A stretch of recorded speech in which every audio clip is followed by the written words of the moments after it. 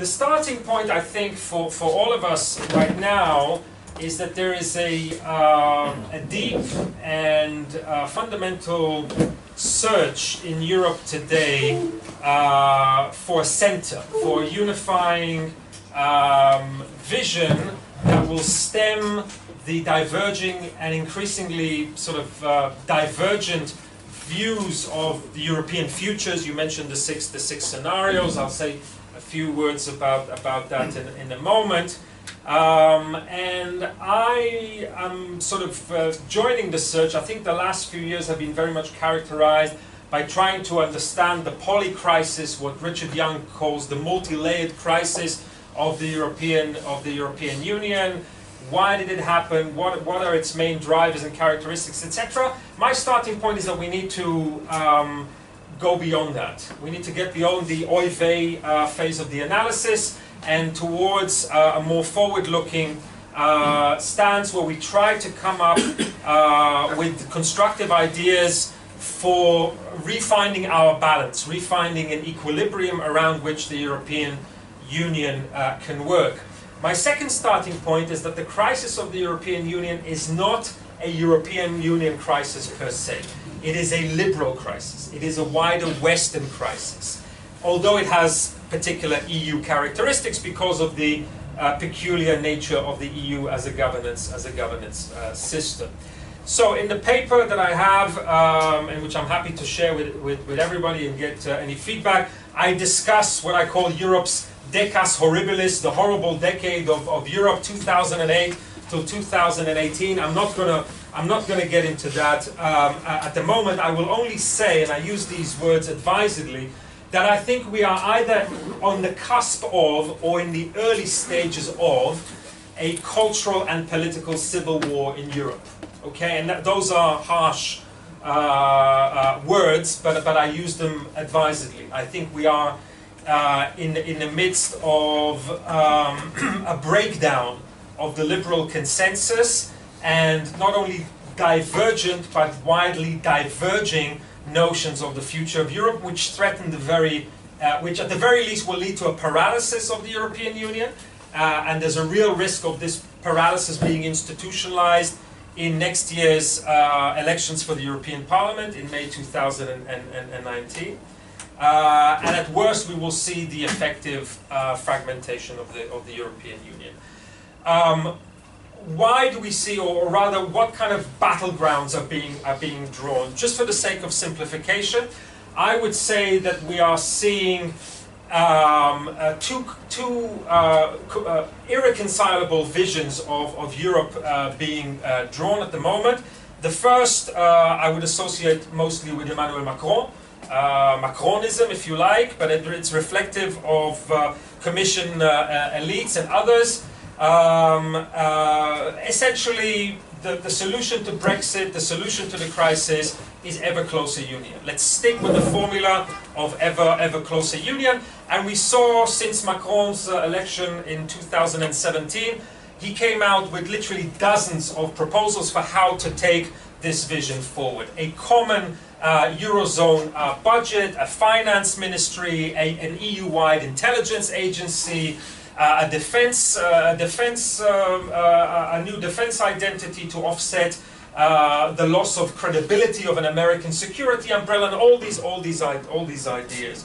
Unfortunately, or not, depending on your political point of view, Macron, whose current approval ratings in France are 19%, so less than half of Donald Trump in the United States, and some would argue that he is making all these grand visions for Europe as a way of compensating or trying to get out of the domestic political problems that he is facing in France. He doesn't have the support to really push this forward.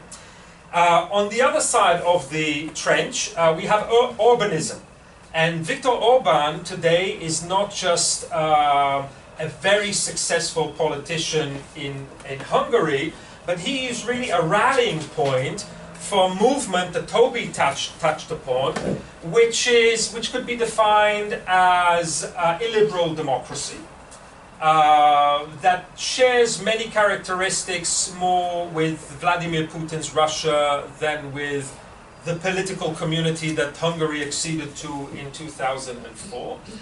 That puts out a vision of Europe of Christian nation states, sovereign nation states, regaining control from Brussels, deeply anti-Brussels and Eurosceptical, and that makes the argument that a liberal democracy or the restoration of national sovereignty is a necessary reaction against an unfixable democratic deficit in the European Union, and against what Orban and his adherents increasingly call the undemocratic liberalism of Brussels elites. Okay? And those two visions, again, are at risk of being institutionalized in the European Parliament come next May, and again I can elaborate on that a little bit later on. Now, the problem is deeply exacerbated by the lack of a clear German voice. Germany and France are traditionally the engine of European integration, and France cannot carry the EU alone, but we have had really a lack, or some would say a failure, on the part of Angela Merkel either to join Macron or to propose an alternative vision for Europe. Just to give an example, this past summer in July, Merkel and Macron met and they discussed various of Macron's ideas. Angela Merkel expressed sort of a lukewarm embracing of the idea of a Eurozone budget, but the proposal went nowhere, and in fact 8 other mainly northern Western European EU member states basically rejected this idea and killed the proposal. So at the moment we have we have paralysis because there's no German voice. Now some of this has to do with Angela Merkel herself, her personality. She's not a doctrine person, she's not a vision person. But my sense is that there's a deeper structural reason why Germany is sort of sitting on the fence and is kind of floating in path dependency right now without offering an alternative vision. And in the paper I get into this. I think that there's an economic reason for that. I think that there's a growing reluctance on the part of the wealthier northern member state of the European Union to finance and to fund Italy, Spain, the southern European countries. So there's an economic reason. Many of Macron's proposals are very redistributive. Essentially means taking money from the north and transferring it from the south. And I think there's a great reluctance to do that on the part of many northern member states. But I also think that there's a deeper question of identity at hand. In the paper I get into it. In essence, I make the argument that the German question, because of the polycrisis of the EU, because of the fraying of the European Union, what is happening is that the German question, Germany as a nation state, the place of Germany in Europe, the place of Germany in the world, that question which has been submerged for 60 years within the European community and the European Union, that question is coming back. And it's a very uncomfortable thing that the Germans do not want to reopen the German, they don't want to reopen the German question. Okay? So there is a deeper issue here about German national identity, European identity and international identity, which Angela Merkel wishes to avoid. And ladies and gentlemen, for all intents and purposes, the Chancellor is politically kaput. She will go from crisis to crisis. She may last another year and a half, but the Merkel era is over. So we're now at the stage of paralysis. So we're at a stage of a vision vacuum for the European Union. Last couple of points to understand the polycrisis. It's different now from the era of EC sclerosis that we saw in the late 1960s and again in some respects in the late 1970s and early 80s before the Single European Act, because the geopolitical context within which the European project is embedded has changed deeply and irrevocably. Okay? I would say that I'll make 2 points about that. As scholars of the European Union, we tend to think about the EU as a sort of a self-contained economic, legal, political, historical world, and it certainly is complex enough and rich enough to allow us to think about the EU as a self-contained entity. But that, of course, is a myth. The EU is not an island.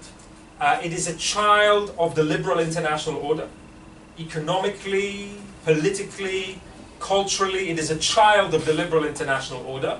It has flourished under an American security umbrella.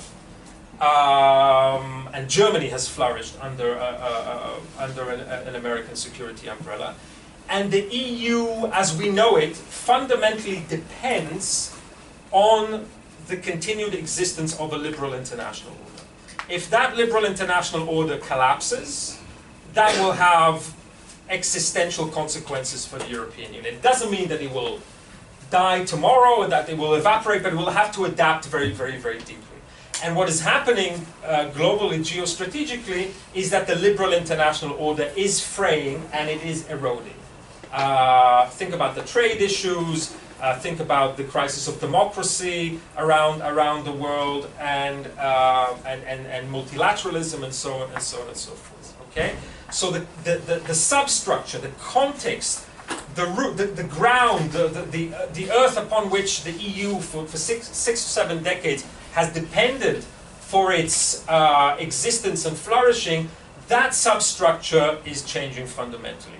The second point, which is a point made by Bob Kaplan in his latest book, it's called The Return of Marco Polo's World, I recommend it very, very warmly, is as follows.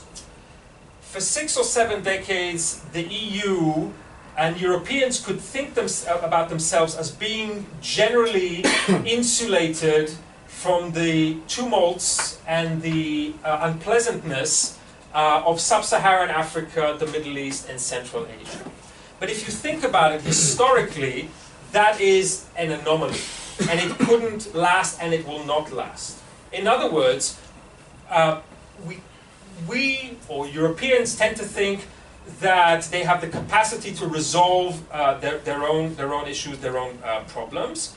That will become increasingly more difficult. Because again, historically, whether you go back to the Roman Empire or to the Islamic conquest eras or later on, there was no real way for Europe to insulate itself from Central Asia, from North Africa or the Middle East. We lived in this anomalous period of several decades where Europe was broadly able to do that. But as Bob Kaplan argues, that is likely over. And demographic and other factors will mean that Europe will have to confront large waves of migration. And think about what a wave of 2.5 million migrants did already to the political structures of the European Union. Think about the fact that there are 3.5 million migrants in Turkey at the moment, and at any given moment Erdogan could decide to open the border. Europe will have to make very difficult choices about its identity, about its borders, about